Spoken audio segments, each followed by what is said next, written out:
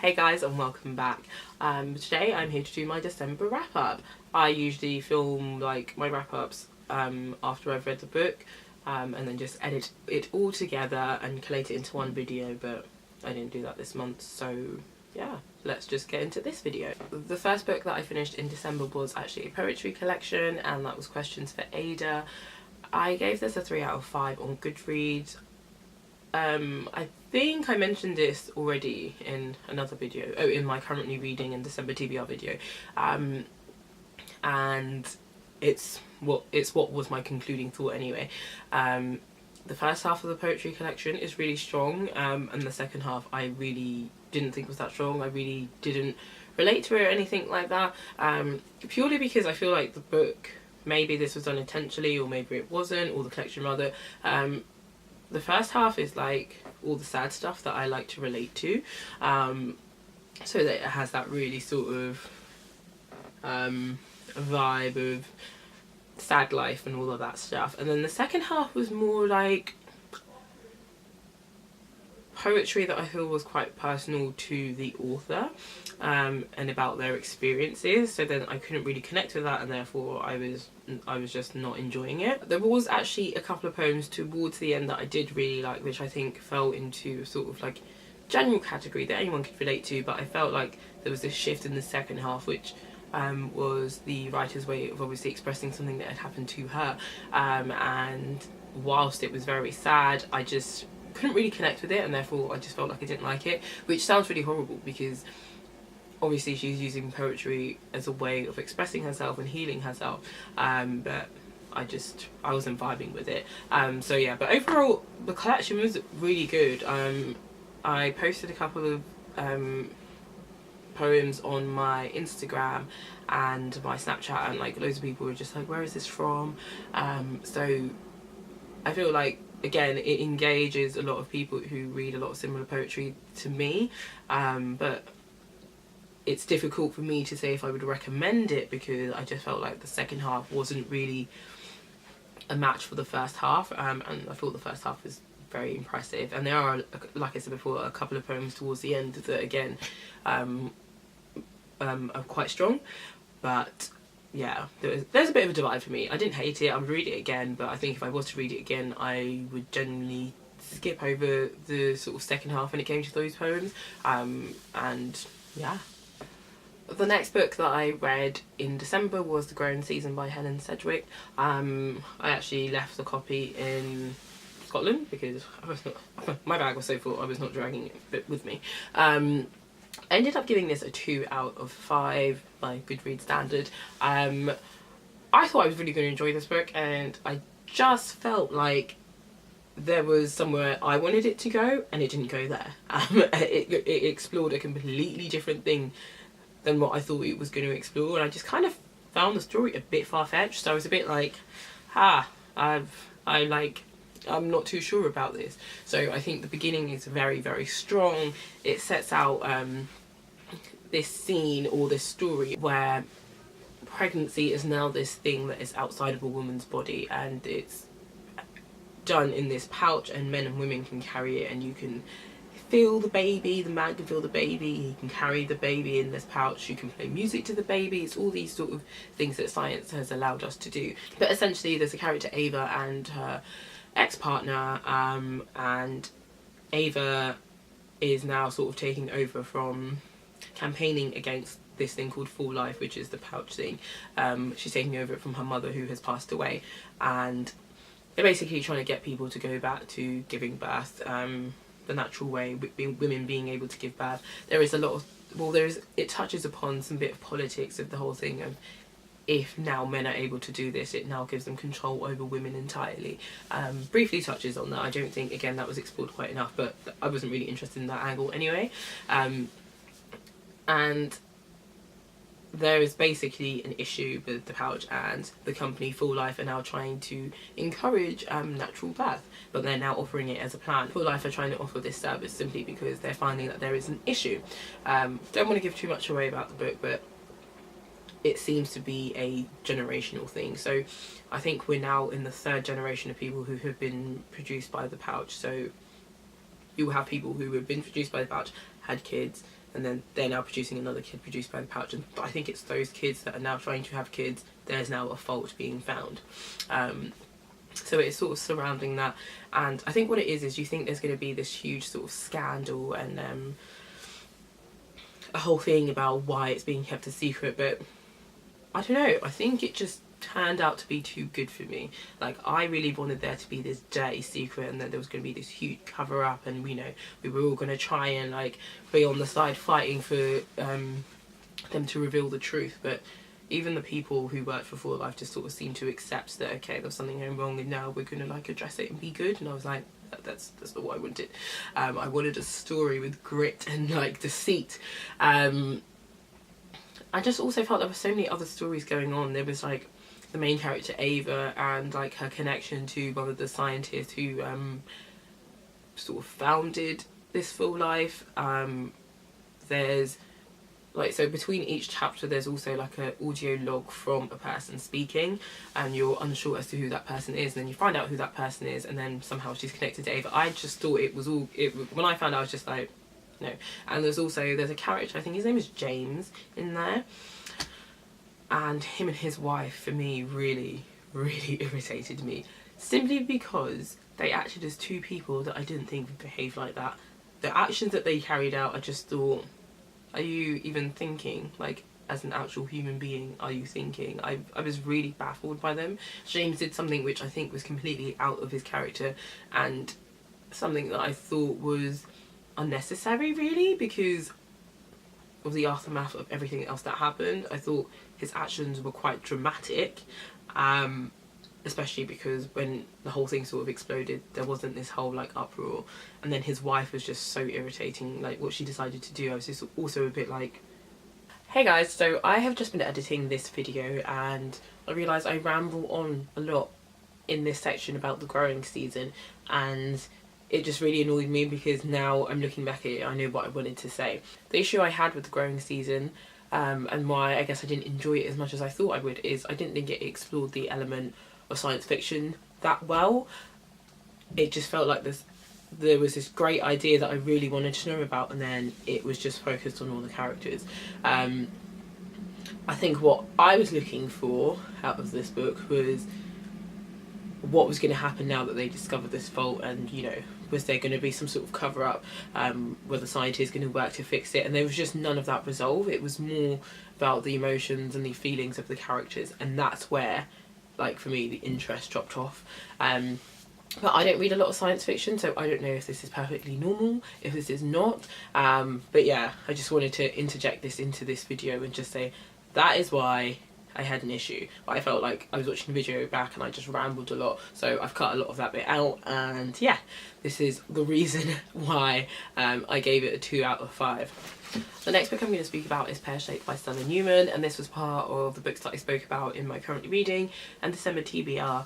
I really wanted to reread it because the last time I read it I really enjoyed it. I went back and looked at when the last time I read it was, and it was in 2013. I am awful with being able to tell time. Like, I feel like time has stopped for the past however many years. So I was really shocked to find out the last time I read it was 2013, simply because I thought it was earlier. Not earlier that I read it, but that it couldn't have come out that long ago. But whatever, time is flying past and I'm getting old. So yeah, Pear Shaped. I found it just as funny, I think, as the first time I read it. But obviously with some growth behind me, I realised how much of a sad character Sophie was, the main character in the book. So Pear Shaped is basically about this character Sophie going through like life. She works in an advertising agency, or she's like some sort of food developer or something, an advertising agency or something like that. No, she works for a supermarket, sorry, in the UK, which is obviously a fake supermarket, but she works in like the food side, designing some sort of food, like the marketing for that. That's what she does. And I think she's getting over a breakup with her ex-boyfriend, meets a guy in a bar, and basically this guy is a douche. Like, he's an older guy, has loads of money and stuff like that. I think he really actually likes her. He likes her personality and stuff like that. But at one point turns around and says to her, like, he basically doesn't find her attractive because she's not as skinny as girls he's used to dating. And that sort of throws a spanner in Sophie's life. It annoys me because it throws a spanner in her life, but she chooses to ignore that bit of what he says and stay with him. And I'm just like, okay, but if you do that, either you become a size 0 or you cannot complain about the fact that your boyfriend thinks you're fat, because any other person would just leave him.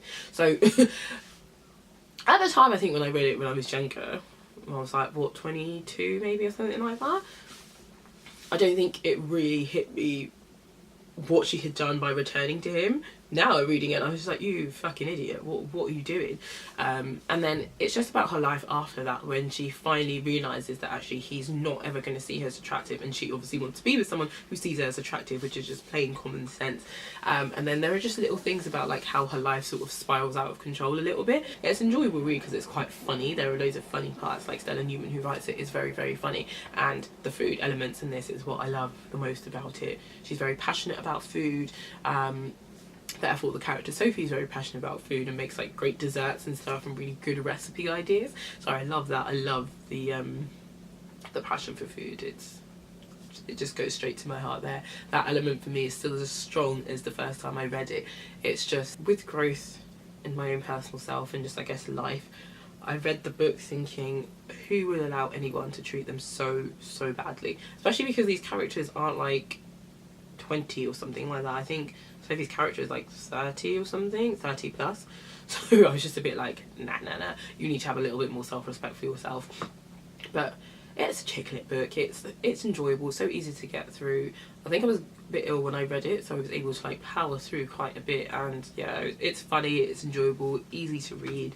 Has some flaws, because if you're the kind of person that, you know, likes strong female leads, like, you probably won't like this book, because yes, Sophie realises in the end that she deserves so much better, and, you know, life improves as things go in this book.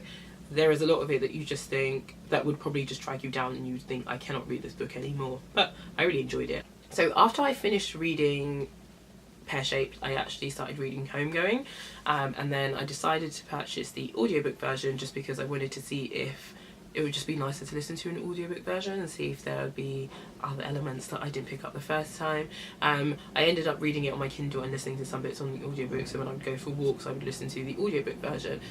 I absolutely loved Homegoing.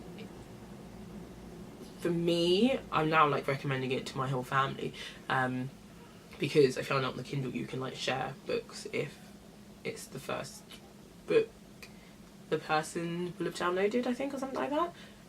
Not on the Kindle, sorry, on the Audible, on Amazon's Audible. So I'm trying to get my family to listen to it. I don't think they're doing that, but whatever. Homegoing is an exceptional book, and I read at the back that it took the author 7 years to produce this, and I understand. Each chapter is essentially its own little story, and each chapter, or on Audible, each chapter is about an hour long, but I can obviously read faster than I can listen. But each chapter is so rich and so like full of actual historical facts, even though it's a fiction book, that it's like each chapter, yes, is its own story and could be its own storybook. And the book is an absolute masterpiece. Like, I cannot even begin to comprehend how she pieced this all together, because it is wonderful. So basically what Homegoing is about. Homegoing is a fictional book, but it's set against actual historical things that happened. It's set in it starts off in 18th century Ghana, and then goes on to like present day. It follows two sisters in Ghana. It starts off with basically your opening chapter is a fire that has sort of ruined one community, and you basically find out throughout the first two chapters there is one mother and two daughters. They both don't know each other exist, but they are born to this mother, and it's basically their lives from then on and the generations that come after them. So both sisters are on two completely different ends. One becomes a slave master's wife and the other becomes a slave, and the story goes on to do with their family from then on. What is exceptional about this book is the way it moves through the generations. So it alternates between the two different generations.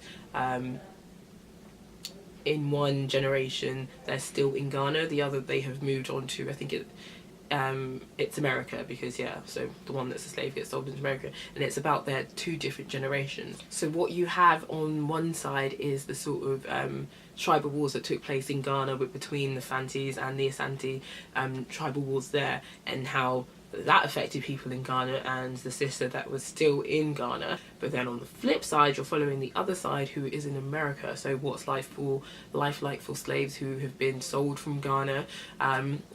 And it also talks about the people being sold by their own people, but have been sold from Ghana, and now moving through slavery in America, and then the civil rights movement, and what it's just basically like to be like a black man in America. I think that's what it basically boils down to. There are different, it does go through women and men, but it's a lot about that. And it's just so unique and special how she's managed to have these two timelines running parallel against each other, but exploring how slavery and basically how Ghana moved through the 18th century until now. To me, it's spectacular. I could never imagine writing something like that. I don't want to write anything, but I just couldn't imagine how piecing that together, how complicated that would be, and how each chapter has to be its own unique story, and it is. I can find no faults with the book. I think it was an excellent book to round up my year with. It was basically the last book I completed in 2018, so I'm very, very happy about that. So yeah, if anything, please read Homegoing, because I think I've gushed about it so much that you can tell how passionate I am about it. But yes, that is all for this December wrap up. I hope you enjoyed this video. Let me know of any book that you read in 2018 that absolutely blew you away. Obviously this was a reread for me, but I'm just now overwhelmed by how much I absolutely love it. But yes, stay tuned for another video. I hope 2019 is going to be an excellent reading year for me. I have some goals, and I will speak about that in my next video, but I will see you then. Bye!